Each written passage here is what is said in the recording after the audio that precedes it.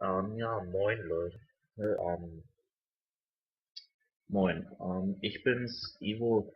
Ja, das hier ist mein jetzt erstes Tutorial. Ich werde jetzt mit Gimp anfangen. Hier seht ihr jetzt auch schon die Opener-Seite, also das Bild müsst ihr euch jetzt natürlich wegdenken, aber wir haben hier jetzt einmal oben unseren Gimp, das normale Gimp-Fenster, wo wir dann eine Datei öffnen können, die das Programm beenden oder so. Genau, bearbeiten, da kann man dann verschiedene Modi zum Bearbeiten der Bilder oder so auswählen. Auswahl, da kann ich das Bild auswählen und etwas in der Richtung. Genau, dann Ansicht. Natürlich, ich kann hier auch noch die Ansicht verändern. Das Bild kann ich halt, wie ihr hier seht, duplizieren oder einen anderen Bildmodus nutzen, Transformation. Ich kann die Leinwand vergrößern. In der Ebene, da kann ich einiges bearbeiten. Ich kann die Ebene verändern. Ja, da kann ich auch wieder halt, da kann man in den einzelnen Ebenen, wenn jetzt ein Bild mehrere Ebenen hat oder ihr später noch andere Bilder darüber einfügt, kann man hier oder auch in dem hier auf der rechten Seite zu sehenden Ebenen, Schrägstrich, Pinsel, Deckkraft, Tasten, das Ganze dann auch noch bearbeiten, also Deckkraft, wie stark guckt das eine Bild durch oder wie stark kann man durchgucken. Ja, Farben, da kann man Farbton, Sättigung, das alles einstellen einzeln. Da werde ich mich in späteren, also in zukünftigen Videos noch näher drauf beziehen. Also ich werde dann auch noch mal, also jetzt sehe ich nur so eine Grundeinführung machen. Später werde ich dann noch mich auf die einzelnen Ebenen, was man da genauer mitmachen kann, auf Farbabgleiche und die ganzen AGB, also die Systeme, was hinter den Farben steckt, wie eigentlich eine Farbe aufgebaut ist und so, werde ich mich dann noch später drauf beziehen. Genau, hier haben wir dann können wir die verschiedenen Werkzeugkasten erstellen beziehungsweise hervorrufen. Filter, ja, da kann man halt noch Dinge einfügen, also bestimmte Filter, dann wie auf dem Handy man eben mal einen Sepia-Filter bei Instagram einfügen kann. Genau, hier kann man dann noch zurück, also auf andere Bilder oder auf andere Fenster zugreifen. Und da gibt es natürlich noch Tipps, Hilfekasten oder das Hilfefeld in jedem anderen Bild. Genau, gehe ich mal jetzt hier auf dieses Bild ein. Ja. Ich habe hier jetzt das rechteckige Auswahlfeld. Damit könnte ich jetzt zum Beispiel, wenn ich kann auch insgesamt in diesem Bild ranzoomen. Dafür haben wir hier die Lupe. Ja, das kann man eigentlich so lassen. Na, dann zoomt man daran, wo man hin will. So, jetzt natürlich zu weit. Das müsste ich dann jetzt einmal hier rückgängig machen, geht nicht. Also muss ich Steuerung drücken. So. Na, und dann, wenn man Steuerung loslässt, kann man wieder in Einzelschritten reinzoomen. Jetzt könnte ich zum Beispiel hier an dieser Figur, ich habe jetzt ein Bild vom Brandenburger Tor, welches ich selber letztes Jahr in Berlin aufgenommen habe, ausgewählt. Ja, das ist einmal so, um näher ins Bild reinzuzoomen. Da kann man wirklich dann bis auf Pixel genau, kann man bis auf Pixelebene arbeiten.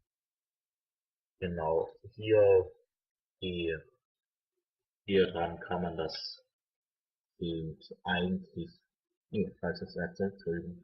Hier kann man jetzt zum Beispiel das Bild verschieben. Funktioniert bei Gimp nicht zu 100% ruckelfrei. Aber ich glaube, damit kann man dann auch leben. Ja, verschmieren, das was man in Kunst macht, wenn man mit einem Bleistift irgendwas gezeichnet hat und das Ganze dann verwischen möchte, so dass man dann nicht mehr ganz genau bemerkt, was man jetzt gemacht hat.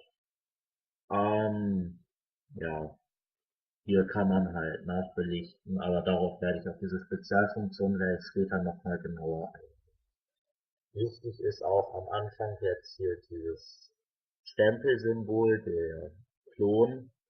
Damit könnte ich jetzt zum Beispiel, wenn ich den jetzt auswähle und hier jetzt die Größe auswähle, sagen wir mal, ich mache meine 50er Größe, dann habe ich so ein Feld und ich will hier ähm, das Gesicht der Figur, dafür müssen wir doch nochmal ein bisschen größer gehen, auf 60.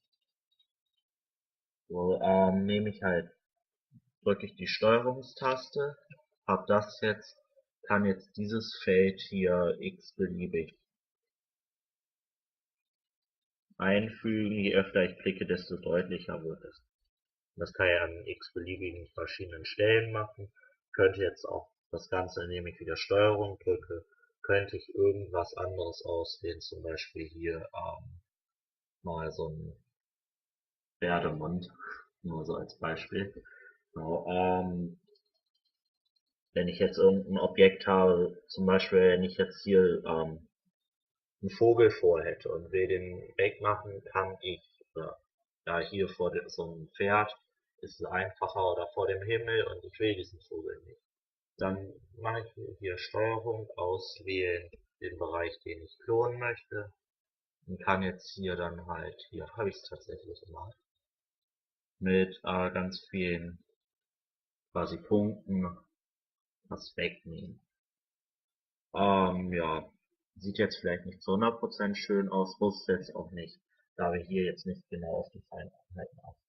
Ja, hier über dieses große A kann ich den Text einfügen. Ich kann hier das Ganze noch drehen. Ich kann das Ganze skalieren. Das heißt, ich kann die Größe von irgendwas, könnte jetzt hier die Größe verändern. Ich kann das bewegen zueinander. Hier ausrichten, also darauf, das sind auch noch Spezialfunktionen, die man jetzt am Anfang vielleicht nicht braucht. Radieren ist auch noch ganz wichtig. Das bedeutet, ich kann jetzt hier irgendwas dann einfach wegradieren. Das mache ich mal kurz. So, dann haben wir hier weiß. Wenn ich das jetzt wieder wegmachen will, nehme ich hier wieder den Klonstift, gehe hier irgendwo hin und das. Ja, das hat er jetzt natürlich nicht angenommen. So, jetzt auch. So, und klon das hier einfach. So, okay, es ist jetzt nicht derselbe Farbton, dafür manchmal dahin, dahin. So, jetzt sieht das doch schon gleich viel besser aus. Man erkennt gar nicht mehr, dass da mal Zwischenkommen war. Dass da mal was anderes war oder dass das mal weggemacht wurde.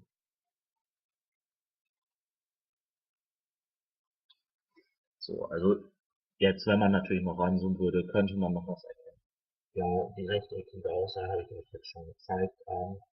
Elliptische Auswahl, ja, das ist eigentlich auch nicht wirklich was anderes. Da hat man halt dann statt einem rechteckigen Kreis oder die freie Auswahl, auch genannt Lasso. Da kann ich jetzt zum Beispiel, könnte ich hier entlang hier entlang dieses Kranzes gehen, so ganz grob mal. Das kann man natürlich mit so x-beliebigen Punkten machen. So, dann kann man diesen Kranz ausschneiden. Man könnte auch die Schere nutzen, allerdings stellt sich momentan bei Gimp ein Problem, was ich jetzt festgestellt habe, ein. Und zwar, dass man das Ganze nicht kopieren kann. Ich könnte jetzt dieses Objekt hier ähm, bearbeiten und dann ausschneiden oder kopieren und dieses dann in einem anderen einfügen. Wollen wir jetzt aber nicht machen. Wir machen dieses freie Auswahl mal rückgängig. Ich probiere das Ganze mit einer Schere.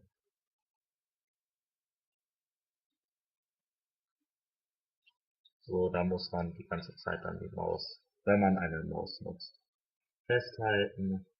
Sieht auch nicht wirklich elegant aus, muss ich zugeben. So, er findet dabei tatsächlich mehr die äußeren Ränder. Ich probiere gleich für euch nochmal was anderes aus, aber erstmal nicht so viel zeigen. Versucht sich dann irgendwelche Kanten und dann habt ihr hier diese Auswahl. Könnt da auch draufklicken und das zum Beispiel ausschneiden. Aber wie ihr seht, schneidet er dann das ganze Bild aus und nicht das, was man hier eigentlich ausschneiden wollte. Genau, dann hat man das komplette Bild gleich genommen. Hier haben wir eine Vordergrundauswahl, das heißt, wir könnten jetzt hier ein Objekt im Vordergrund geben. Das funktioniert auch wieder über das Lasso und das Lasso wird meistens kantig, außer man setzt irgendwie 30.000 Punkte bei einem Preis gefühlt. Das ist der einzige Nachteil, wo ich mir wünschen würde, dass Oracle, also die Produzenten von Linux, die auch hier Gimp produziert haben, jetzt kann ich hier halt das Ganze schön im Vordergrund heben und der geht automatisch auf den Pinsel, glaube ich, ist das. Genau, hier hat er jetzt etwas erkannt. So, und jetzt könnte ich hier nicht schwarz reinmalen. Ist natürlich nicht schön. Aber an der Stelle wird er das Ganze dann in den Vordergrund. Das machen wir mal eben wieder. Bitte nicht.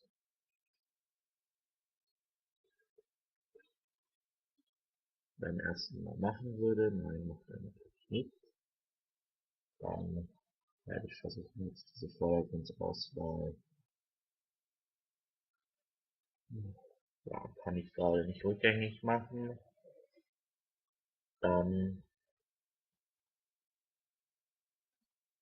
schließen wir auch einfach mal das Ganze und sagen Änderungen verwerfen. Brauchen wir ja nicht mehr. Jetzt haben wir hier noch ein anderes Bild, anhand dem ich euch dann noch was anderes zeigen wollte. Das ist jetzt nur, wenn man dann halt eine Ansicht schließt, dann hat man auch durchforst man dann ist, wenn man noch eine zweite hat. Also wenn man eine Ansicht schließt und nur eine offen hat, dann schließt sich das gesamte Programm. Ja, hierbei, das ist jetzt ein Bild von mir. Wollte ich euch gleich nochmal zeigen, wie man mit dem Lasso jetzt zum Beispiel ein Gesicht ausschneidet und in einem anderen Projekt einfügt. Dafür öffne ich nochmal kurz eins. Ja, ich habe hier ein paar viele Bilder, deshalb hier Berlin. Ja, jetzt habe ich natürlich vergessen, welches das war.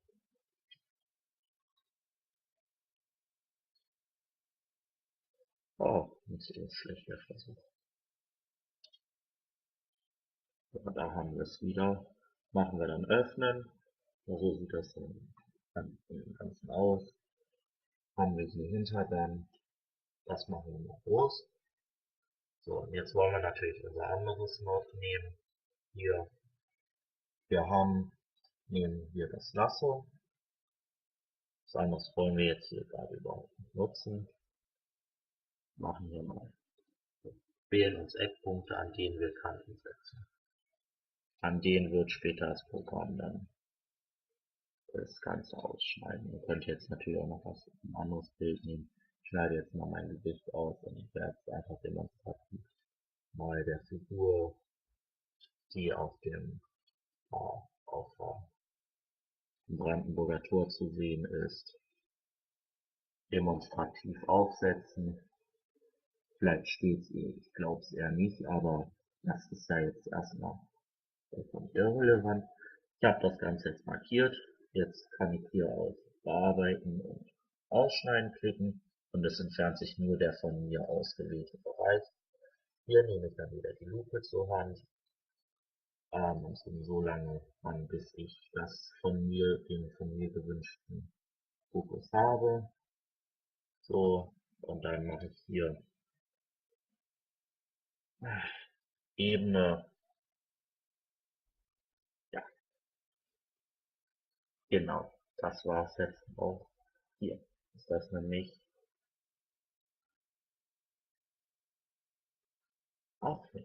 Gut, das finde ich jetzt gerade auch ein bisschen interessant.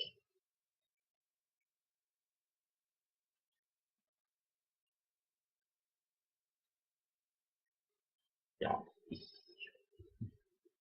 hier ist es auch nicht. Ansicht auch nicht, Auswahl auch nicht. Bearbeiten müsste das eigentlich sein.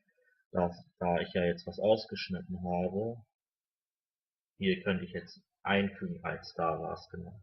Könnte ich es jetzt nämlich hier als neue Ebene einfügen. Ich will es natürlich sichtbar haben.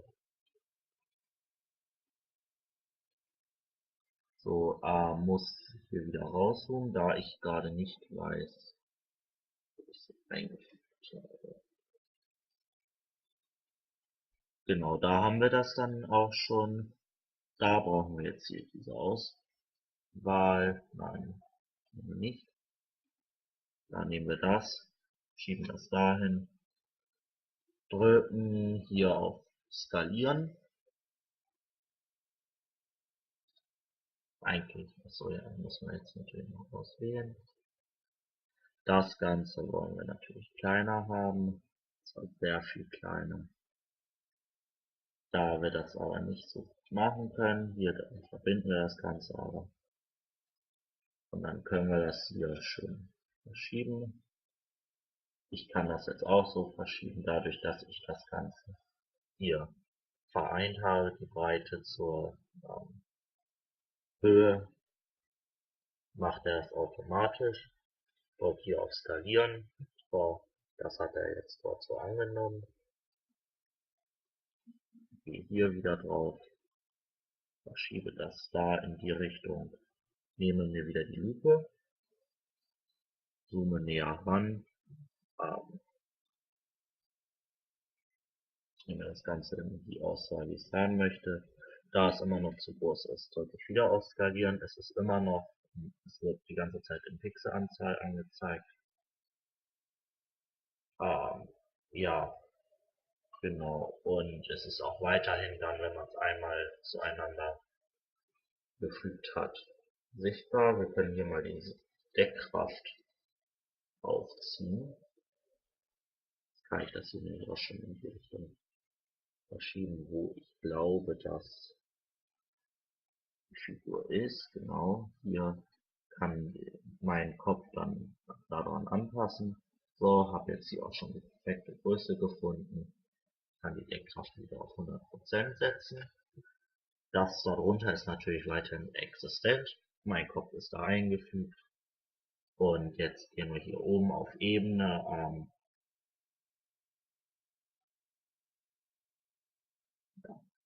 Nein, gehen wir nicht. Wir gehen auf Bearbeiten. Oder was? Hier. Genau. Ja, ich muss mich auch immer hier ein bisschen zurechtfinden.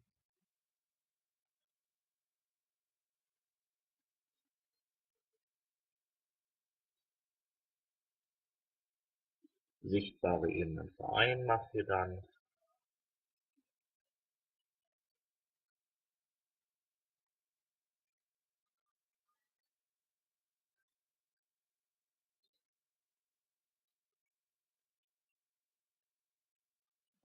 Ja, das ist eigentlich egal. Dann vereinen.